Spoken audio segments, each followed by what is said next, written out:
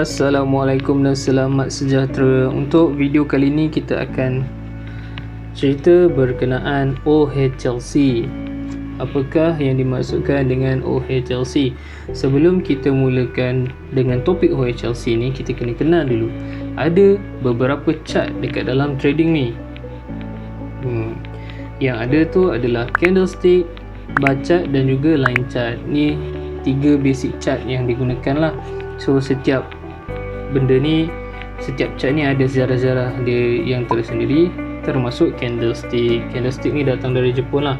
So kalau nak tahu story dia ke, history dia ke, ataupun dia punya sejarah, bolehlah Google. Okay, kita terus masuk. Apa yang dimaksudkan dengan OHLC? OHLC ini dimaksudkan dengan open, high, L, low, C, close. Itu adalah yang dimaksudkan dengan OHLC. So kita tengok dekat jenis-jenis candle. Candle ni ada dua jenis sahaja. Ni untuk basic lah.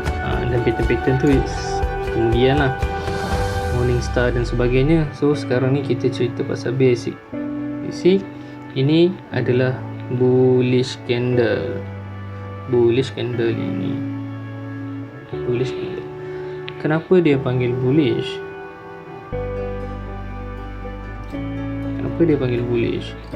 Dia panggil bullish sebab sifat seekor kerbau ataupun lembu, dia akan menanduk ke atas. Inilah yang dipanggil, kenapa dia panggil bullish. Dia mesti bergerak ke atas, menanduk ke atas lah. So seterusnya ada candle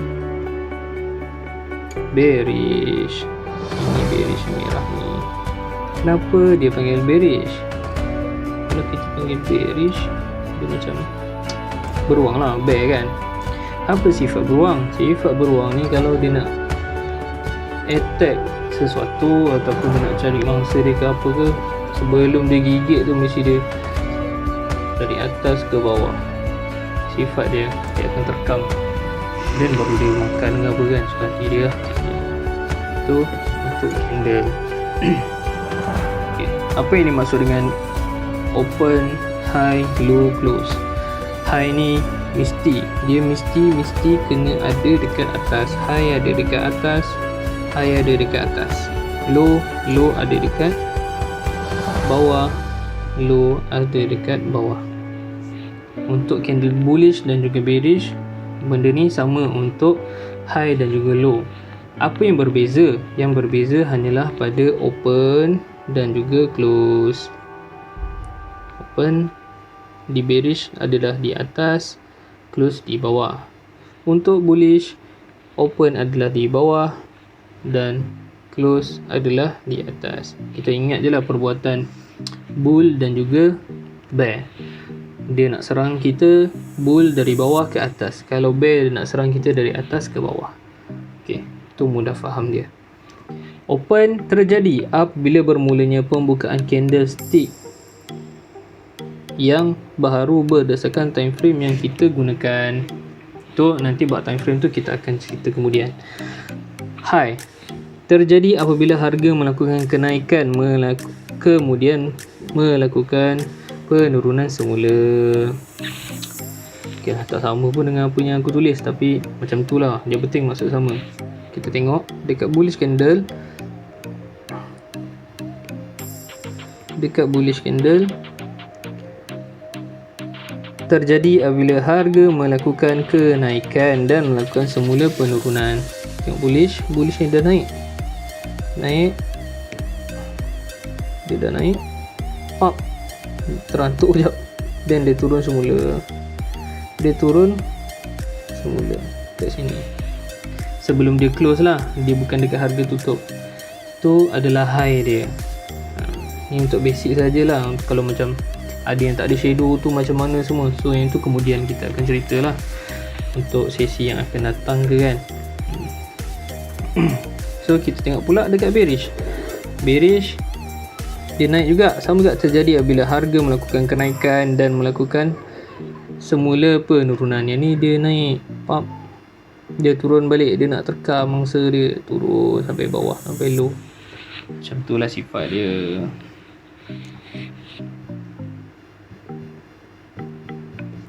Low terjadi apabila harga open membuat penurunan kemudian melakukan kenaikan semula.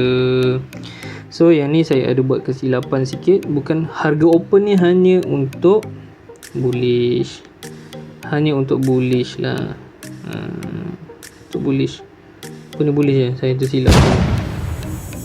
So kita harga open. Harga open bullish, dia buat penurunan, ambil step jap, lepas tu dia buat kenaikan balik, nak tanduk orang. Dia naik terus. Dia naik terus ke high. Okay. So jadinya definisi yang mudahnya, terjadi apabila harga membuat penurunan kemudian melakukan kenaikan semula. Untuk bearish pula, dia open kat sini. Dia dah turun sampai bawah, dia dah terkam, dia naik balik. Kat sini dia close. Macam itulah. Harga close terjadi apabila tamatnya waktu sebuah candlestick sebelum mengeluarkan candlestick baharu. Kiranya tamatlah time frame untuk sesebuah candlestick. Seterusnya kita cerita pasal OHLC yang berlaku dekat bar chart punya open close high lah.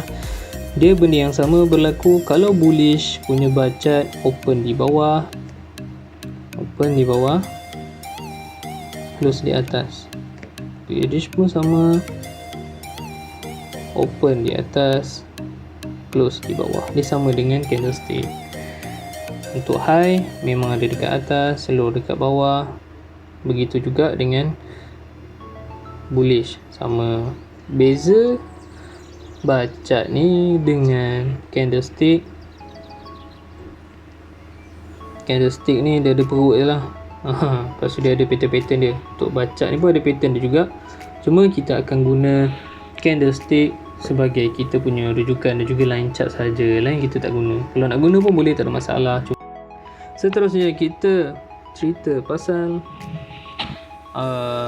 bullish trend dan juga bearish trend. Apa yang dimaksudkan dengan bullish trend ni? Bullish trend ni adalah market ataupun harga menunjukkan kenaikan. Sama, cuma yang ni dia tunjuklah trend dia, perjalanan market tu ke mana, kenaikan. Ni bearish, ke bawah. Biasa kalau orang tengok downtrend, downtrend orang akan sell, uptrend orang akan buy. So tak semestinya kita tengok pattern macam ni kita kena buy je. Jangan main tekan je butang buy. Tu kita menghabiskan duit. Kalau kita nampak downtrend, kita akan sell. Kita akan sell. Tak semestinya macam tu. Macam mana nak buy dengan sell? Dekat mana? Setup macam mana? Kemudian kita akan cerita dalam video-video yang akan datang, insya-Allah. Kita dah cerita pasal uptrend dengan downtrend. Tak ada trend lain ke? Ada. Sekejap. Trend lain ni ni sideways. Sideways bos. Sideways. Ni sideways. Macam mana nak buy dengan sell dekat dalam sideways ni? Tu pun video akan datang, kita akan cerita. Sekarang ni cuma nak cerita basic saja dulu. Apa function candlestick, line chart dan benda-benda ni yang kita tengok dekat OHLC ni? Benda ni digunakan adalah untuk menentukan arah market. Jadi kita dah tengok dah dekat sini, dia tunjuk naik ke atas. Ini dia tunjuk ke bawah.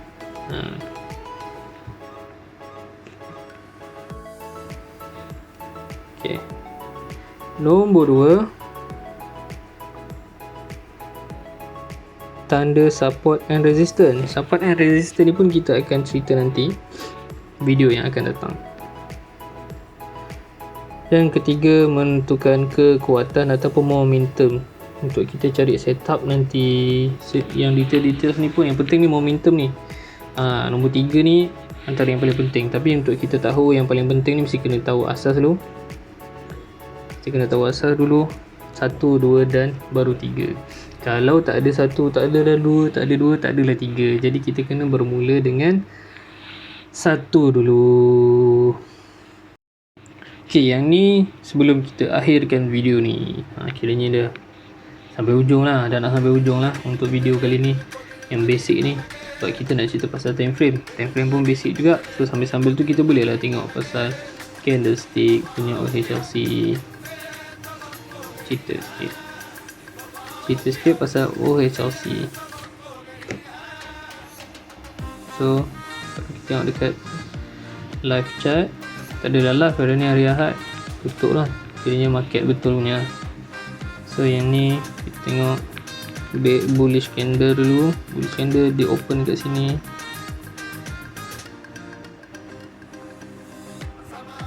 Low dekat sini.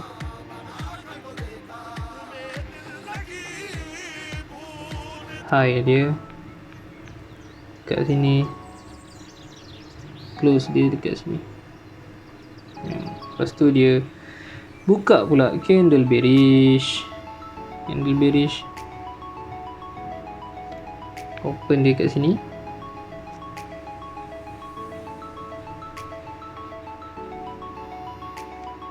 High dia kat sini. Low dia kat sini. Close dah kat sini. Macam tu. Okay, kita tengok pula untuk time frame. Okay, time frame. Kita tengok ni. Ada MN, W1, D1, H4, H1, M30, M15, M5, M1. Apa benda ni sebenarnya? Kita tengok ni. Candlestick besar ni. Panjang ni senang sikit nak tanda kan. Yang besar ni contoh-contoh. So sekarang ni kita tengok kita dekat H1. So satu candle yang saya tanda ni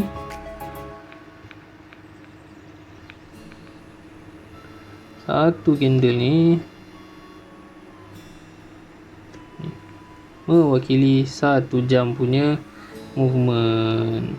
Okay.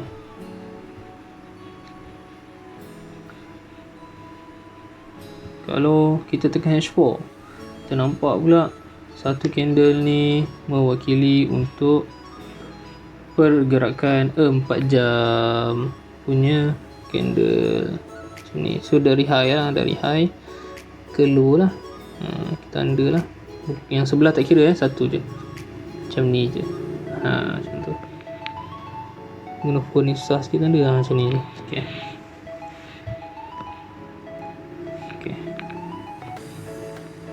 So ni untuk monthly,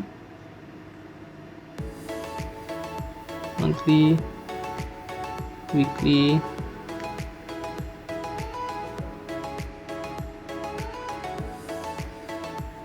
daily.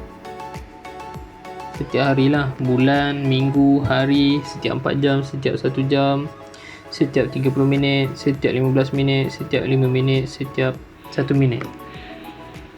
Itu cara kita nak tengok time frame. Apa guna time frame ni? Yang tu nanti kita akan belajar dekat video yang seterusnya. Okey, sekian daripada saya. Terima kasih. Assalamualaikum dan selamat sejahtera.